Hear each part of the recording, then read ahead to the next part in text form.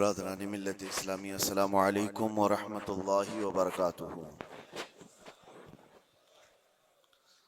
अल्हम्दुलिल्लाह अल्हम्दुलिल्लाहिल हन्नानिल मन्नान अल्लज़ी खलक़ल इंसान व अल्लमहुल बयान वस्सलातु वस्सलामु अला रसूलिही सय्यिदिल इंसी वल जान व अला आलिही व अस्हाबिही ज़विल खैरि वल इहसान अम्मा बअद। फ़अऊज़ु बिल्लाहि मिनश शैतानिर रजीम बिस्मिल्लाहिर रहमानिर रहीम। वला तुफ़सिदू फ़िल अर्ज़ि बअद इस्लाहिहा सदक़ल्लाहु मौलानाल अज़ीम। बारगाह रिसालत मुआब सल्लल्लाहु अलैहि वसल्लम में दुरूद पाक का हदिया पेश करें। अल्लाहुम्मा सल्लि अला सय्यिदिना मुहम्मदिन मअदनिल जूदि वल करम व आलिही व अस्हाबिहिल किराम व इब्निहिल करीम व बारिक व सल्लिम सलातन दाइमतन सरमदन अबदा। अल्लाह अज़्ज़ा व जल कुरान पाक में फरमाता है, जमीन की इस्लाह किए जाने के बाद इसमें फसाद मत मचाओ। फसाद क्या है? इंसानों का जीना तंग कर देना, किसी भी एतबार से हो, हत्ता के रास्ते में कचरा डालना, ये भी एक फसाद है। लोगों के चलने फिरने के लिए तकलीफ दे चीज कोई रख देना, ये भी फसाद है जमीन पर। और अल्लाह तबारक व तआला इसको सख्ती के साथ मना फरमाता है कि जमीन में फसाद मचाने वाले अल्लाह को पसंद नहीं है। मुझे यहां बात ये अर्ज करनी है कि इस्लाम वो अजीम दीन है जो दुनिया से फितने और फसाद को खत्म करने के लिए आया। किसी की बालादस्ती, किसी की जबरदस्ती इस दीन पाक में नहीं है। आपको अंदाजा हो तो मैं बताऊं, ईरान के एक बादशाह के पास नबी पाक सल्लल्लाहु तआला अलैहि वसल्लम के एक सहाबी गए, सफीर बन करके गए थे। तो बादशाह ने पूछा कि कौन सा दीन तुम लोग लेकर के आए? तो सहाबी ने एक जुमले में यूं कहा था, वो दीन हमारे पास आया है जो इंसान को इंसानों की इबादत से हटाकर खालिक की इबादत में लेकर जाता है। इंसान को इंसान की बालादस्ती या उसकी तमाम तर महकूमियत से हटाकर अल्लाह अज़्ज़ा वजल की बारगाह में सरनिगू करता है। अब मामला यह है कि लोगों ने अपने अपने ख्यालात से इस्लाम की तस्वीर अपने दिमाग में बना ली है। हर कोई ये समझता है कि इस्लाम इस तरह से है, इस्लाम इस तरह से है। इसी वजह से कुछ ऐसे इंसिडेंट पेश आते हैं जो अपने राय से और अपने दिमाग से कुछ मुसलमान कर जाते हैं। एक बात याद रखें, वो इस्लाम नहीं हो सकता, किसी मुसलमान का काम हो सकता है। इस्लाम वही है जो रसूलुल्लाह सल्लल्लाहु तआला अलैहि वसल्लम से साबित हो और उनके सहाबा ने करके दिखाया, वही इस्लाम है। आज पूरी दुनिया जिस तरह से टारगेट पर रखी हुई है, ये मुसलमानों के कामों की वजह से, इस्लाम के तालीमात की वजह से नहीं। काश अगर वो इस्लाम की सच्चाइयों को पढ़े होते तो उन्हें अंदाजा होता कि इस्लाम ये है नहीं, लेकिन ये काम जो हो रहा है ये किसके थ्रू हो रहा है। जो जुल्म, जो फसाद, जो फितना पूरी दुनिया में मचाया जा रहा है, अगर वो किसी व्यक्ति के जरिए से, किसी इंसान के जरिए से है तो ये उसका अमल है, उसके दीन का नहीं, क्योंकि वो दीन का ठेकेदार नहीं। अगर कोई मुसलमान शराब पीता है और उसमें मस्त होकर लोगों से लड़ता भिड़ता है तो ये उसका अमल है, ये दीन का हिस्सा नहीं। अगर कोई ताश के पत्तों पर बैठा पूरी पूरी रात गुजारता है तो ये उसकी बदकिरदारी है, उसके बदअखलाक है, इस्लाम का ये हिस्सा नहीं, इस्लाम ने उसे दिया ही नहीं है। कोई नौजवान आवारा बिगड़ा हुआ लड़कियों की तरफ गलत नजरें मारता है और पाकबाज खवातीन की जिंदगी के लिए वो दुश्वार बन गया है, तो वो शैतान है, वो इस्लामी हिस्सा नहीं है। इस्लाम की तालीमात में ये नहीं है। रब तबारक व तआला ने जो दीन हमें अता फरमाया रसूलुल्लाह सल्लल्लाहु अलैहि वसल्लम के जरिए से, वो इतना पाक है, इतना पाक है कि इस पूरी कायनात में इस्लाम आया ही है फितना और फसाद और हर बुराई को खत्म करने के लिए। क्या वजह है कि जिस दौर में इस्लाम की तबलीग और इशाअत हो रही है मक्का मुकर्रमा में, कौन से लोग थे हुजूर पाक सल्लल्लाहु अलैहि वसल्लम के मुखातब? वहां पर कौन लोग थे? वही लोग तो थे जो शराब नोशी में फख्र करते थे, जुआबाजी उनका शियार था, औरतों को बाजारों में लाकर नीलाम कर देते थे, बच्चियां पैदा हो तो गर्दन मरोड़ कर दफन कर देते थे। ये वही लोग तो थे उस वक्त। लेकिन नबी मुहतरम सल्लल्लाहु ताला अलैहि वसल्लम की तबलीग और इशाअत के बाद एक एक बुराई का खात्मा हुआ या नहीं, पूरी तारीख इसकी गवाह है। एक एक बुराई खत्म होती चली गई। जिस मक्का में पैदा होने वाली बच्ची का गला घोंट करके दफन कर दिया जाता था, उसी मक्का से मेरे आका ऐलान फरमा रहे हैं औरतों के हुकूक के मुताल्लिक कि औरत अगर तुम्हारी एक बेटी हो, उसकी परवरिश करके तुमने सही जगह उसको शादी करके दे दिया, तो हुजूर फरमाते मेरी शफाअत उस पर वाजिब है, मैं उसे जन्नत में ले जाने की जमानत देता हूं। बेटी का हक ये बताया उसी मक्का मुकर्रमा में जहां लोग अपनी माँ और अपनी बहनों को बाजारों में नीलाम कर देते। मेरे आका सल्लल्लाहु अलैहि वसल्लम ने इस बुराई का खात्मा फरमाया। इरशाद क्या फरमाया कि अल जन्नतु तहत अक़दामिल उम्महात। तुम क्या समझते हो औरतें बाजारों की जीनत हैं? तुम्हारी अगर माँ है तो उसके कदमों में तुम्हारी जन्नत है, बहन है तो तुम्हारे हक में उसकी दुआएं कबूल है, बीवी है तो उसको एक लुकमा खिलाना सदके का सवाब है। औरतों के हुकूक बयान किए। जहां बच्चों पर जुल्म होता था, नबी मुहतशम सल्लल्लाहु ताला अलैहि वसल्लम ने उसको खत्म फरमाया। बूढ़ों के लिए, बेवाओं के लिए, बेवाओं को तो मुआशरे में रहने नहीं दिया जाता था, उनके लिए अलग बस्तियां हो जाती थी। शगुन अब शगुन ये भी हमारे इलाके में भी पाए जाते हैं सब चीजें। किसी औरत का शोहर मर जाए, सती की रस्म यहां पर भी हुआ करती थी, औरत को शोहर के साथ जला दिया जाता। मगर नबी करम सल्लल्लाहु ताला अलैहि वसल्लम ने बेवा औरत के हुकूक को सिर्फ बढ़ाया नहीं, आपने जितने निकाह फरमाए सिवाय उम्मुल मोमिनीन आयशा सिद्दीका के, ये सारी बीवियां आपकी बेवा ही हैं। बेवा को हुजूर सल्लल्लाहु अलैहि वसल्लम ने बेवा हैं या मुतल्लका हैं, हुजूर पाक सल्लल्लाहु अलैहि वसल्लम ने अपने हरम की जीनत बनाई, बल्कि करोड़ों मोमिनों की उनको मां का दर्जा अता फरमाया। एक एक बुराई का खात्मा करने के लिए इस्लाम इस रोए जमीन पर आया। लेकिन अफसोस ये है मेरे अजीजों, हालात इस तरह करवट ले चुके। बहुत पहले एक शायर ने कहा था बारगाह मुस्तफ़ा सल्लल्लाहु अलैहि वसल्लम में अर्ज करते हुए, ए खासान रसूल वक्त दुआ है, उम्मत पे तेरे वक्त अजब आके पड़ा है। जो दीन निकला था अपने देश से, अपने वतन से, आज वो परदेश में गरीबुल गुरबा है। ये दीन बड़ी शान से निकला था अपने वतन से और हर किसी ने इसको गले लगा लिया था, और आज ये अपने ही लोगों के दरमियान अजनबी बन चुका है। ये दीन इस्लाम अपने ही लोगों के बीच में अजनबी बना हुआ है। तवज्जो चाहता हूं मेरे अजीजों, इस्लाम की इस अजीम छवि को, इस अजीम सूरत को मस्ख करने के लिए सिर्फ गैरों ने नहीं, जुब्बा टोपी पहनने वाले, दाढ़ी रखने वालों ने भी बदनाम करने में कसर नहीं छोड़ी। आज हिंदुस्तान ही नहीं, पूरी दुनिया जिन मजाहिर को देख करके खौफजदा होती, जिसको दहशतगर्दी कहा जाता है। दहशत ये एक वर्ड है, दहशत डर को कहते हैं, खौफ पैदा करना। मतलब मैं अगर चंद बच्चों को सामने लेकर के तलवार दिखा दूं, आग लगा करके दिखा दूं, तो बच्चों के दिलों के अंदर खौफ आएगा। इसको कहते हैं डर पैदा करना, यही वर्ड है दहशतगर्दी।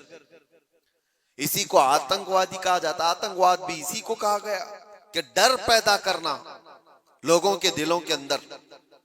टेररिज्म उसको इंग्लिश में, कि लोगों को खौफ का माहौल बना करके रखना, कि डरते रहे लोग। क्या ये इस्लाम का हिस्सा है? लोगों के अंदर डर पैदा करना, खौफ पैदा करना। मैं तुम्हें बताता हूं, आम लोगों की बात तो छोड़ो, रब तबारक व तआला अपने हबीब सल्लल्लाहु तआला अलैहि वसल्लम को क्या फरमाता है? फदक्किर इन्नमा अंत मुदक्किर लस्त अलैहिम बिमुसैतिर। ऐ रसूल, आप इनको सिर्फ वाज़ो नसीहत करें, आपको इसीलिए भेजा गया है। नबी पाक सल्लल्लाहु तआला अलैहि वसल्लम को रब तबारक व तआला ने यह फरमाया, फबिमा रहमतिन मिनल्लाहि लिंत लहुम वलौ कुंत फज़्ज़न गलीज़ल क़ल्बि लनफ़ज़्ज़ू मिन हौलिक। ऐ रसूल, आपके दिल की नरमी है कि ये लोग आपके इर्द गिर्द हैं, अगर आप सख्त लहजा इस्तेमाल करेंगे तो ये सारे लोग दूर हो जाएंगे। किसके लिए अल्लाह फरमा रहा है? रसूलुल्लाह के लिए, कि सख्त लहजा इस्तेमाल ना करें। जुबान का सख्त लहजा इस्तेमाल करने को मना किया गया कि लोग बिखर जाएंगे। यहां पर जो दहशत गर्दी का लफ्ज इस्तेमाल है, पूरी दुनिया की डिक्शनरी में नया आया हुआ, और लोगों ने तो अब इस्लामोफोबिया नाम से एक नया वर्ड इजाद किया। इस्लामोफोबिया क्या है? इस्लाम के नाम से लोगों में हैबत तारी करना, दहशत तारी करना, डर तारी करना। अगर ये चंद जमातें मिलकर करती हैं बनाम मुसलमान, चाहे वो पाकिस्तान की रहने वाली हो, अफगानिस्तान की हो, सीरिया की हो, इराक की हो, कहीं की भी हो, लेकिन वो इस्लाम की ठेकेदार नहीं हो सकती, वो इस्लाम की जिम्मेदार नहीं है। उन्होंने अपने दिमागों से इस्लाम की सूरत बनाई होगी, डर पैदा करके। नबी पाक सल्लल्लाहु तआला अलैहि वसल्लम ने कभी तो तबलीग नहीं फरमाई। आओ आपको मैं बताऊं, एक जंग से वापसी के दौरान सहाबा भी सब थके हुए थे, एक जगह हुजूर भी आराम करने के लिए लेट गए, सहाबा भी लेट गए, सबकी आंखें लग गई हैं थकान की वजह से। और हुजूर पाक सल्लल्लाहु तआला अलैहि वसल्लम अपनी तलवार एक दरख्त के पास लटकाए हुए उस दरख्त के नीचे आराम फरमा रहे हैं। अचानक एक दुश्मन जमात का शख्स आया जो मुसलमान भी नहीं थे। वो आते ही देखा हुजूर पाक सल्लल्लाहु अलैहि वसल्लम को और देखा कि सब सोए हुए हैं, सीधे गया और हुजूर की तलवार ले ली, तलवार पकड़ ली, हुजूर की आंखें खुली। आपने देखा कि ये तलवार सोते हुए खड़ा है और वो शख्स क्या कह रहा है?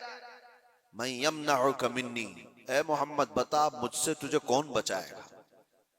वो तलवार खींचे हुए हुजूर पाक सल्लल्लाहु अलैहि वसल्लम को सोने के वक्त में आकर के इस तरह से वो पूछ रहा है।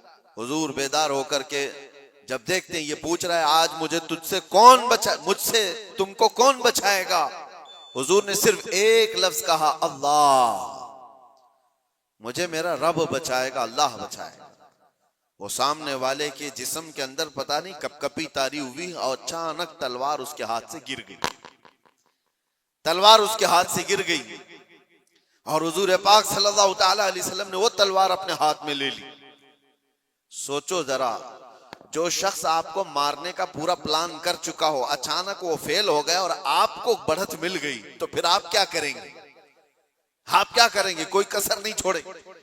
नबी पाक सल्लल्लाहु तआला अलैहि वसल्लम के हाथ में तलवार आई, आपने वही जुमला उससे पूछा, मैं यमनउका मिन्नी, बता तुझको कौन मुझसे बचाएगा, कौन बचाएगा? थोड़ी देर पहले यही जुमला तू मुझसे पूछ रहा था, तलवार अब मेरे हाथ में। और सहाबा भी जाग गए थे। वो शख्स सिर्फ इतना कहता है, अंत करीम बिन करीम, तुम शरीफ के बेटे शरीफ हो। बस मैंने इतना ही सुना है। हुजूर पाक सल्लल्लाहु अलैहि वसल्लम ने तलवार नीचे रख ली और कहा, जाओ मैंने तुम्हें आजाद किया और माफ कर दिया।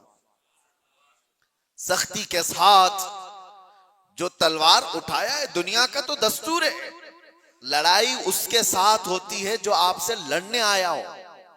अपने डिफेंस में आदमी लड़ता है, लेकिन यहां मेरे मुस्तफा सल्लल्लाहु अलैहि वसल्लम ने उसको दरगुजर किया जो आप पर तलवार उठाया हुआ था। चाहते तो डर सुनाते, टुकड़े करके उसकी कौम के पास भेजते और दहशत फैला दी जाती कि डरो कि जो भी इस तरफ आएगा उसकी हालत ये कर दी जाएगी। नागुज़ेर हालात जब पैदा हुए तब जंगें हुई हैं, बहुत ऐसी हालतें आ गई हैं कि जीना तंग कर दिया गया है, तब जंगें हुई हैं। वरना तो इस्लाम का दस्तूर ये है। मेरे आका सल्लल्लाहु अलैहि वसल्लम ने फरमाया, ला ततमन्नौ लिक़ा अदुव्विकुम, तुम दुश्मन से लड़ने और भिड़ने की तमन्ना भी मत करो।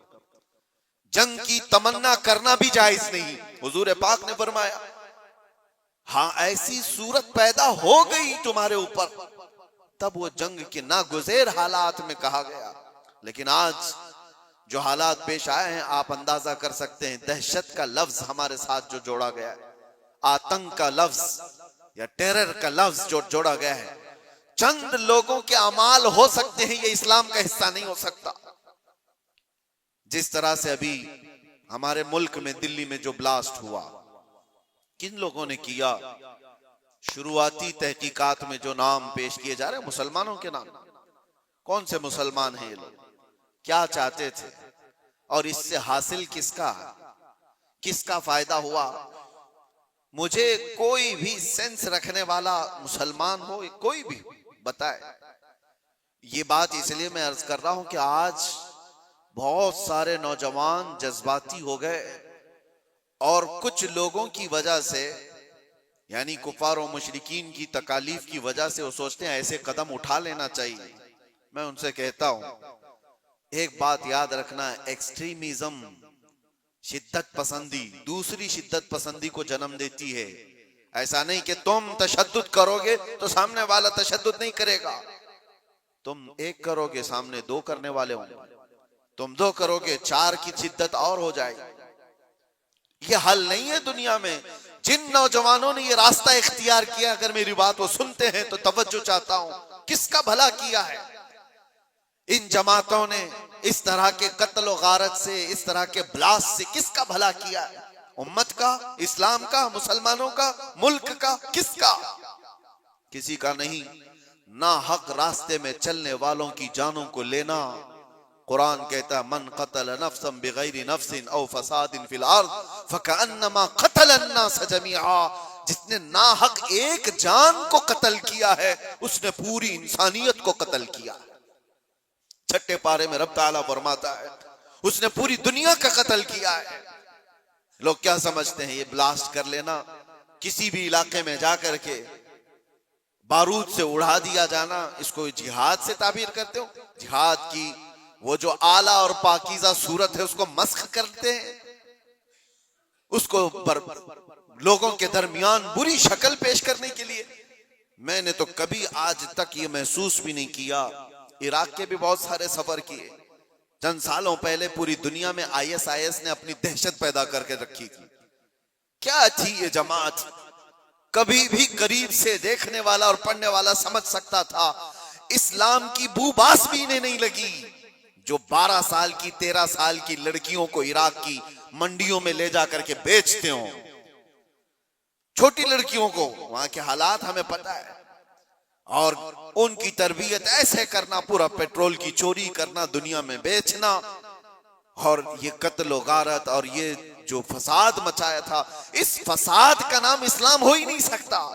और इसीलिए मैंने सबसे पहले आयत क्या पढ़ी, वला तुफसिदू फिल अर्दि बअद इस्लाहिहा। रब ताला फरमाता है, इस पूरी जमीन पर कहीं फसाद मत मचाओ इसकी इस्लाह किए जाने के बाद। अरे मियां, यहां कचरा डालने की इजाजत नहीं है, तुम खून बहाने की बात करते हो। हाँ, मोहम्मद अरबी सल्लल्लाहु तआला अलैहि वसल्लम का वफादार जो होगा, अरे शेर तो मैदानों में लड़े जाते हैं, मुकाबला होगा तो मैदानों में मुकाबला होता है। यूं नहीं होता कि नाहक कोई भी रास्ता चलने वाले की जान ले ली जाए और उसको कहा जाए कि ये जिहाद है, ये जंग है, ये बदला है, ये इंतकाम है। हरगिज नहीं। मैं सख्त मजम्मत करता हूं ऐसे तमाम गतिविधियों का। कोई भी नौजवान इस तरह की हरकतों में मुलव्विस होता है तो जानते हैं इसका नुकसान कितना लंबा होता है, कितना लंबा नुकसान होता है। उन जालिमों ने जो कुछ भी किया, चंद महीनों पहले कश्मीर में जो हुआ था, पहलगाम में चुन चुन करके जिन लोगों को मार दिया गया था, वो जो सैरो सियाहत के लिए गए थे, वो किसके दुश्मन थे? किसके दुश्मन थे? जिनको उन्होंने पकड़ पकड़ करके नाम पूछ करके मारा, वो किसके दुश्मन थे? क्या इस्लाम के दुश्मन थे, मुसलमानों के दुश्मन थे, या तुम्हारे कुरान हदीस किसी की दुश्मनी की थी जिनको पकड़ के मारा गया? क्या इस्लाम में इस बात की इजाजत है कि कहीं पर भी कोई घूमने आए और उसको मार दिया जाए? उन जालिम कुत्तों ने जिन लोगों को मारा, उसके बाद जो दहशत फैलाने की कोशिश की, उसका असर क्या होता है दुनिया में और दूसरी जगहों पर? गैर मुस्लिमों के पास यही मैसेज जाता है कि ये इस तरह तन्हा पाकर कहीं पे भी कत्ल कर सकते हैं। पूरे मुसलमानों को उन्होंने खतरे में डाला। आज जो हुआ इसका भी असर वही होगा जो 9/11 के बाद हुआ था। आपको पता है 2001 में अमेरिका के अंदर जो बिल्डिंगें गिरा दी गई थी जिसमें 3000 लोग करीब मारे गए थे, वर्ल्ड ट्रेड सेंटर पर जो हमले हुए थे, उसकी तहकीकात हुई। उसके बाद फिर कई सालों के बाद अफगानिस्तान से जिम्मेदारी कबूल की एक जमात ने कि इसको हमने किया, लेकिन उसका असर क्या हुआ जानते हैं? तकरीबन 11-12 साल तक उस शहर में ऐसे हालात हो गए थे कि मुसलमानों का जीना तंग हो गया। कोई देखना नहीं चाहता था किया किसने, लेकिन कसूर भर कौन रहा। इसलिए मेरे अजीजों, कोई एक नौजवान अगर ऐसी हरकत करता है, अभी जैसे तहकीकात में ये बात आती है कि ये डॉक्टर पेशे से ताल्लुक रखने वाले लोग थे, शुरुआती तहकीकात ये बता रही है कितना अजीम पेशा था जिसको इख्तियार किया गया। ये बातें मैं इसलिए कह रहा हूं कि बहुत सारी जगहों पर हो सकता है कि पॉलिटिकल बनाया गया हुआ कई जगहों पर होता है, लेकिन मैं ये जानता हूं ये चीजें जो ये हरकतें हुई हैं, रियल कुछ लोग इसमें मुलव्विस होते हैं, क्योंकि जेलों में मैंने देखा है पुलिस एटीएस सबको यूं ही उठा करके नहीं भर देती, इनके हालात होते हैं, हमने खुद देखा है, इनसे बात भी किया है। एक बात मैं आपको बता देता हूं, पुलिस से तो वो अपना जुर्म छुपा सकता है, कैदियों में आपस में तो अपना जुर्म बताता ही है क्या क्या किया था। हमें पता है क्या क्या प्लानिंग किए जाते थे। पहले हम भी यही समझते थे कि ये सारा का सारा फेक होता है, मुसलमानों को फंसाने के लिए किया जाता है। नहीं, सब फेक नहीं होता, कुछ मुलव्विस होते हैं, प्लानिंग में इस तरह के शरीक होते हैं। अब मैं नहीं जानता कि वो किस तरह के मुसलमान हैं जो इन चीजों में मुलव्विस हो जाते हैं, उनको कौन डाइवर्ट करता है, कौन फंडिंग करता है। ये सब हुकूमत के और डिपार्टमेंट के काम है कि इन लोगों को अमन को नुकसान पहुंचाने वाली ऐसी हर चीज को वो रोकें। इसका असर अब क्या होगा? क्या हमारे बच्चे जो डॉक्टर बनना चाहते हैं वो किसी भी कॉलेज या यूनिवर्सिटी में जाएं तो क्या उनको शक की नजर से नहीं देखा जाएगा? ये भी डॉक्टर बनकर के कहीं ऐसा ब्लास्ट तो नहीं करना चाहता? उन जालिम कुत्तों ने अपनी हरकतों से कितने बच्चों की जिंदगी को दांव पे लगाया है, और फायदा किसका किया है? किसका फायदा किया? मैं महसूस करता हूं मेरे अजीजों, ये अगर इस्लाम का नाम लेकर के या बदला लेने की बात करके इस तरह की हरकत करते हैं तो आपको अंदाजा है कल अगर उस इलाके में मैं होता या आप भी होते तो भी उड़ गए होते ना, मर गए होते हैं। उन्होंने किसी को नहीं देखा है कि चलने वाला कौन है, क्या है। क्या यही इस्लामी जंगों का निजाम है? क्या ये रसूलुल्लाह सल्लल्लाहु तआला अलैहि वसल्लम की तालीमात का कोई एक हिस्सा है? सुनो, मेरे आका सल्लल्लाहु तआला अलैहि वसल्लम प्रॉपर जंग में भी जब भेजते थे तब भी सहाबा को फरमाते थे रास्ता चलते हुए कोई बैठा हुआ आदमी हो तो उसकी तरफ तलवार नहीं उठाना। मेरे आका सल्लल्लाहु अलैहि वसल्लम, ये तो जंग की हालत भी नहीं है अभी हमारी, कहीं नहीं जंग की हालत में है हम लोग, जंग की हालत में नहीं, प्रॉपर जंग जहां हो रही होती वहां के लिए भी मेरे आका फरमाते कि वहां के बूढ़ों के साथ कोई बदतमीजी ना हो, औरतों के साथ लड़ाई ना हो, हामिला औरत है तो उसको छुआ ना जाए, उनको कैदी नहीं बनाया जाए। और ये तो छोड़े, नबी पाक सल्लल्लाहु अलैहि वसल्लम अपने सहाबा को जब भेजते तो ये भी तालीम देते कि जिस इलाके में जा रहे हो उनकी जो भी इबादत गाह है, इबादत गाह को तोड़ फोड़ नहीं करोगे, वहां के दरख्तों के पत्ते नहीं उखाड़ोगे, जो तुमको मारने की कोशिश किया उसके साथ तुम्हारी लड़ाई होगी। ये निजाम था। और यहां बैठे बैठे किसी को उड़ा देना, इस्लाम से कोई, मेरी इन बातों को कुछ लोगों तक मुझे पता है पहुंचती होंगी और वो शिद्दत पसंदी में कहते हैं कि शायद ये भी यहाँ की मसलहत पसंदी और हिकमत पसंदी के एतबार से बात कर रहे होंगे। हमको ये सारी मसलहत पसंदी की जरूरत भी नहीं, हम किसी की जी हुजूरी करने के लिए बात नहीं कर रहे हैं, हम बात इसलिए कर रहे हैं कि मेरे दीन पर जब कभी धब्बा लगने की सूरत आए तो हम चीख करके बोलेंगे, चाहे वो हमारे अंदर मौजूद कोई मुनाफिक हो उसको भी पकड़ करके हम बेनकाब करेंगे कि इसका ताल्लुक मेरे मुस्तफा की जात से हो ही नहीं सकता। इसलिए हमें बोलना जरूरी है, चाहे वो इस्लामी नाम से कोई मुल्क भी हो, पाकिस्तान, अफगानिस्तान, इराक, शाम, कहीं पर भी पनपने वाले, हम सबसे पहले टटोल करके देखेंगे। तुम्हारे चेहरे को देखकर, तुम्हारी दाढ़ी को देखकर, तुम्हारे जुब्बे कुब्बे को देखकर, तुम्हारे निजाम हुकूमत को देखकर हम ये नहीं समझ लेंगे कि ये खलीफा आ गया है, ये इस्लाम का बोलबाला आ गया है। सबसे पहले हम टटोल करके देखेंगे कि इसकी सीरत सिद्दीक़ अकबर से मिलती है या नहीं, फारूक आजम से मिलती है या नहीं, उस्मान और अली से मिलती है या नहीं, इसकी तालीमात में मेरे मुस्तफा का इश्क झलकता है या नहीं। अगर नहीं झलकता, हम अपनी ठोकर पर उसको रखते हैं, चाहे वो कितनी ऊंची पगड़ी पहनता हो। हाँ, अगर मेरे मुस्तफा का वफादार है तो किसान का बच्चा भी हो तो हमारे सर का ताज। मेरे अजीजों, बस मैं ये बात इसलिए अर्ज कर रहा हूं कि लोगों ने जो शक्ल बिगाड़ने के लिए कोशिशें की हैं, आप सबकी भी जिम्मेदारी है। आप जानते हो, मैंने कैद की हालत में देखा था कुछ वो लोग जो सिर्फ और सिर्फ सोशल मीडिया पर ऐसे एक्टिव थे कि उनको सारी खबरें मालूम थी, कहां क्या क्या हो रहा है। मतलब दूसरे मुल्कों में जो ये टेरर एक्टिविटीज हो रही हैं, सारी चीजें, और वो बंद भी हैं, कैद भी हैं, बहुत सारे ऐसी सारी चीजें मैंने देखा। तो इन चीजों में तुम्हें किसने हुक्म दिया है? अल्लाह ने, रसूलुल्लाह ने, कि तुम ये सारी चीजें करते रहो।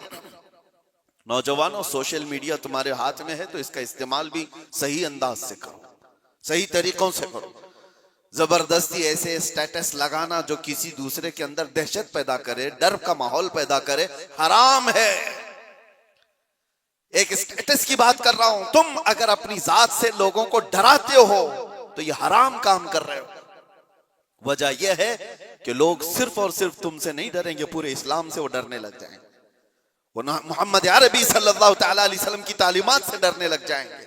माहौल तो ये पैदा करो कि लोगों ने प्रोपेगेंडा फैलाया था मदीने में, कुफार और मुशरिकीन ने, कि मुसलमान ऐसे होते हैं, वैसे होते हैं। एक औरत आई अबू बकर सिद्दीक रज़ियल्लाहु ताला अन्हु के पास, यहूदी औरत, कहा मुझे बहुत डर लगता है। डर किसने पैदा किया था? मुसलमानों ने नहीं, कुफार और मुशरिकीन ने प्रोपेगेंडा फैलाया था। यहूदी औरत डर के मारे आई सिद्दीक अकबर के पास, कहती है मुझे मदीने में नहीं रहना, यमन जाना है मेरे रिश्तेदारों के पास, मुझे अमन के साथ भेज दिया जाए। हजरत अबू बकर सिद्दीक ने एक ऊंटनी मंगवाई, 2 जवान सहाबा को बुलाया और कहा इस खातून को सही सलामत यमन तक पहुंचा के आओ। औरत बैठ गई, वो सोचती रही ये 2 नौजवानों को मेरे साथ कर दिया गया, पता नहीं रास्ते में ये क्या कर डाले। अल्लाह अकबर, तारीख बताती है वो 2 नौजवान सहाबी चलते रहे, वो खातून बैठी रही। जब जब कोई चौकी आती लोग पूछते कौन है, कहां से है, क्या है, वो नौजवान सिर्फ इतना ही कहते सिद्दीक अकबर की मेहमान है, यमन जा रहे हैं और हम सफीर हैं और इनकी हिफाजत के लिए चल रहे हैं।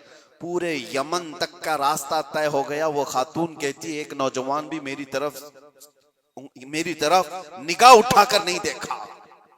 सही सलामत पहुंचने के बाद वो खातून अपने रिश्तेदारों को जमा करती है और कहती है मैं तो डर के मारे मदीने से भाग कर आई थी, मुझे खबरें इसी फैलाई गई थी, मुझे डर था, एक दहशत का माहौल था, मैं अपने रिश्तेदारों में आई थी, लेकिन सबसे मैं ऐलान करती हूं कि मैं वापस मदीने जा रही हूं, इसलिए कि उससे ज्यादा अमन मुझे और कहीं नहीं लगता जो मेरी इज्जत की हिफाजत करे। ये माहौल पैदा करो नौजवानों, माहौल तो ये पैदा करो कि लोग तुम्हारा इस्तकबाल करें। आज लोग तुम्हें अपने मोहल्ले में घर देने से डरे नहीं कि इनको घर देंगे तो पता नहीं ये क्या कर डालेगा, गंदगी कर डालेगा, घूर घूर करके लोगों को परेशान कर डालेगा। ये तो दहशत पैदा करने वाला माहौल है, क्यों नहीं दिया जाता? डर का माहौल पैदा करने की बजाय अमन का माहौल ऐसा पैदा करें, मोहब्बत का माहौल ऐसा पैदा करो कि लोग तुम्हारा इस्तकबाल करें। आपको पता है 19 साल के मोहम्मद बिन कासिम को हिंदुस्तान में जब वो पहले कदम रखा था, अपने इलाके के इलाके दिए थे और कहा था ऐ नौजवान तू अपनी हुकूमत चला, हम तेरे पीछे चलने को तैयार हैं। अखलाक देखा था, किरदार देखा था, औरतों की हिफाजत करने वाले जवान को देखा था तो दुनिया कदमों में थी। अखलाक वो पैदा करो, दहशत का माहौल नहीं, डर का माहौल नहीं। मैं सख्त तरीन जुमलों से मजम्मत करता हूं इस तरह के हमलों का।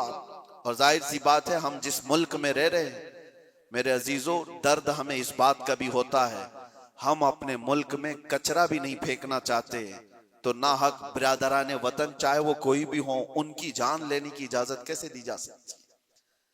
क्या ये मेरे मुल्क जहां मैं रह रहा हूं, आप रह रहे हैं, उसकी इज्जत पर खतरा नहीं है? उसकी हिफाजत, उसकी सिक्योरिटी पर खतरा नहीं है? और सिर्फ मुल्क में रहने वालों के अंदर दहशत नहीं पैदा हुई है, पूरी दुनिया में जहां ये मैसेज जाएगा, लोग जो आने वाले होंगे वो डर जाएंगे, पता नहीं इनके यहां ऐसे हालात। तो क्या ये मुल्क की छवि को बर्बाद खराब करने की कोशिश नहीं? कितनी एक काम से उन जालिमों ने अपने खानदान को जोखिम में डाला, अपने रिश्तेदारों को, अपने वतन को, अपने दीन को, और जहां वो पढ़ते थे वो सब जगह को, सबको खतरे में डाला है और बर्बाद किया है एक अमल ने। इसीलिए कुरान ने क्या कहा, ना हक किसी एक की जान लेने का मतलब है पूरी दुनिया की कत्ल करने के बराबर, और किया उन्होंने, इंसानियत के कत्ल के बराबर है। अल्लाह ताला ऐसी गतिविधियों में मुलव्विस रहने वाले मुनाफिकों से हमारी हिफाजत फरमाए। मैं दुआ करता हूं और गुजारिश भी यही करता हूं हर नौजवान को कि इस तरह मैं दरमियानी रास्ता इख्तियार करूं, मुदाहनत भी नहीं कि दीन को छोड़ करके चापलूसी करने के लिए कुछ लोगों की तलवार चाटने के काम किया जाए, उनको राजी करने के काम किया जाए, मैं इस बात का कायल नहीं हूं। लेकिन यह बात भी जरूर कहूंगा कि ऐसे शिद्दत पसंद कोई तहरीक हो, कोई तंजीम हो, कोई ऐसी गतिविधियां हो रही हो, उनसे तुम्हारा कोई ताल्लुक ना रहे, उनके दरमियान। हाँ, आपको अपने नबी पाक की मोहब्बत पर भरोसा है या नहीं? मेरे नबी पाक सल्लल्लाहु अलैहि वसल्लम से जो इश्क है, मुझे कामिल भरोसा है, मैं तन्हा भी मैदान में रहूंगा, मेरे नबी की मदद आएगी, रब तबारक तआला की मदद होगी। जब हमें ये यकीन है अल्लाह हमारे साथ है, रसूलुल्लाह की मोहब्बत हमारे साथ है, हमारा चलना फिरना ही रास्ते में काफी हो जाया करता है। इसीलिए मेरे अजीजों, मोहब्बत रसूल पर भरोसा रखो, अल्लाह की जात पर यकीन रखो, हालात यूं ही अच्छे हो जाएंगे। अल्लाह करीम हम सबको इस मुल्क के अमन व अमान अता फरमाए, और बरकतों वाला और खुशहाली वाला, अमन व अमान वाला मुल्क हमें अता फरमाए। जालिमों के जुल्म से और नजर बद से अल्लाह ताला हम सब की हिफाजत फरमाए, और मोमिनीन के दरमियान, हमारी जमात के दरमियान जो छुपे हुए गद्दार मुनाफिकीन हैं, अल्लाह तबारक व तआला उनको बेनकाब फरमाए और उनको कैफरे किरदार तक पहुंचाए।